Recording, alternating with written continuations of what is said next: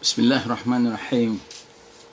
Assalamualaikum warahmatullahi wabarakatuh. Alhamdulillahi rabbil alamin. Wassalatu wassalamu ala ashrafil anbiya'i wal mursalin Sayyidina Muhammadin wa ala alihi wa ashabihi ajma'in. Faqala Allah ta'ala fi kitabihil karim ba'da a'udzu billahi minasyaitonir rajim. Ya ayyuhalladzina amanu taqullaha haqqa tuqatih ولا تموتن إلا وأنتم مسلمون. وقال تعالى في آية أخرى وإذا قرأت القرآن جعلنا بينك وبين الذين لا يؤمنون بالآخرة حجابا مستورا.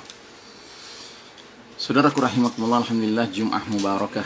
Kita berada di hari Jum'ah tanggal 27 bulan Agustus 2021.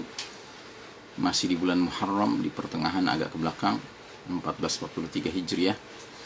Kali ini kami mengangkat sebuah hadis yang oleh Ustaz Abu Fathia Al-Adnani dalam kitabnya 400 Hadis Akhir Zaman meletakkan di bawah judul munculnya kelompok ingkar sunnah. Dari Miqdam bin Ma'di Karib Al-Kindi radhiyallahu anhu berkata, Rasulullah sallallahu alaihi wasallam bersabda, Ala inni utitul kitaba wa mithlahu ma'ah. Ala inni utitul Qur'ana wa mithlahu ma'ah. Ala yushiku rajulun yanthani shab'anan ala arikatihi yaqulu alaykum bil Qur'ani fama wajadtum fihi min halalin fa'ahilluhu وما وجدتم فيه من حرام فحرموه ألا لا يحل لكم لحم الحمار الأهل ولا كل ذي ناب من السباع ألا ولا لقطة من مال معاهد إلا أن يستغني عنها صاحبها. Ketahuilah, sesungguhnya aku, kata Nabi Muhammad sallallahu alaihi wasallam, diberi wahyu berupa Al-Quran dan sebuah wahyu lain yang sepertinya. Ketahuilah, sesungguhnya aku diberi wahyu berupa Al-Quran dan sebuah wahyu lain yang sepertinya. Hampir-hampir akan tiba suatu masa saat seseorang bertelekan dengan perut kekenyangan di atas sofa empuk seraya berkata, hendaklah kalian mengikuti Al-Quran saja. Perkara halal yang kalian dapatkan dalam Al-Quran halalkanlah, dan perkara haram yang kalian dapatkan dalam Al-Quran haramkanlah. Ketahui oleh kalian, sesungguhnya tidak halal bagi kalian daging keledai jinak, tidak halal pula setiap hewan buas yang bergigi taring, dan tidak halal pula barang temuan milik seorang kafir yang memiliki perjanjian damai, kecuali jika pemiliknya tidak memerlukannya lagi. Ini hadis diriwayatkan oleh Imam Abu Dawud, Tirmidzi, Ibnu Majah, dan Ahmad. Saudaraku rahimakumullah, hadis ini sangat penting karena hadis ini mengingatkan kita bahwasanya panduan kehidupan seorang mukmin bukanlah hanya Al-Quranul Karim. Bahwasanya Al-Quranul Karim merupakan panduan orang beriman itu jelas, itu pasti. Tetapi melalui hadis ini jelas Nabi Muhammad SAW mengatakan kalian mendapatkan Al-Quran dan sesuatu yang serupa dengannya, dan yang dimaksud adalah as-sunnah an-nabawiyah, hal-hal yang datang dari Nabi Muhammad SAW. Karena semua yang beliau ucapkan pada hakikatnya adalah bimbingan dari Allah Subhanahu wa Ta'ala. Bisa dikatakan itu juga merupakan wahyu.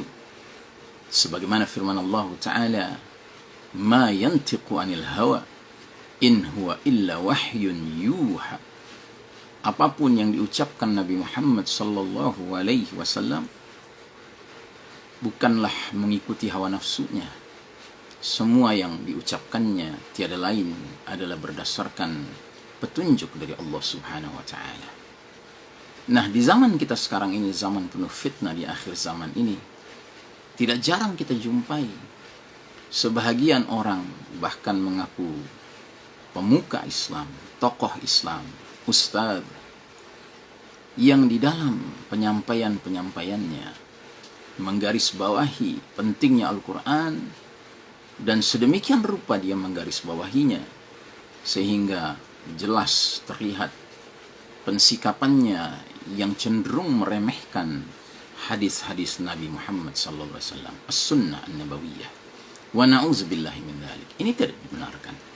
Karenanya Nabi sampai menyebutkan beberapa hal yang tidak dijumpai dalam Al-Quran, sifatnya lebih rinci, bahwasanya tidak dibenarkan kalian memakan ini, memakan itu, termasuk menggunakan harta orang kafir yang punya perjanjian damai dengan kalian, kecuali jika dia tidak memerlukannya.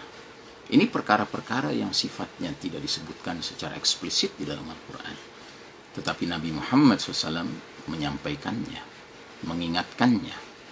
Karenanya saudaraku rahimakumullah, marilah kita secara utuh menerima ketaatan kepada Allah dan Rasul-Nya.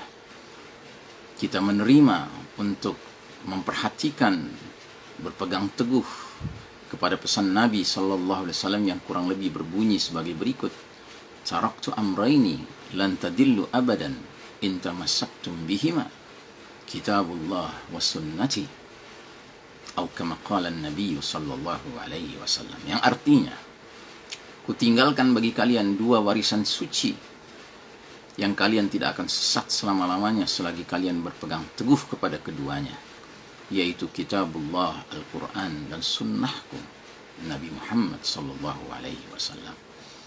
Saudaraku, marilah kita benar-benar bertekad untuk menjadi mukmin, muttaqin, yang tunduk kepada Allah dan Rasul-Nya, bukan semata-mata tunduk kepada Allah dengan alasan bahwa hadis itu tidak terlalu penting. Na'udzubillahi min dzalik. Saudara, inilah zaman penuh fitnah, zaman di mana kadangkala logika-logika seseorang lebih dikedepankan daripada keimanannya. Dan kalau kita tidak berhati-hati, kita pun akan terseret hanyut mengikuti logika yang keliru itu. Logika yang seolah-olah sepertinya benar, tapi sesungguhnya mengandung jebakan-jebakan syaitan di dalamnya, mengandung talbis iblis, ya, tipu daya iblis di dalamnya. Kita harus hati-hati.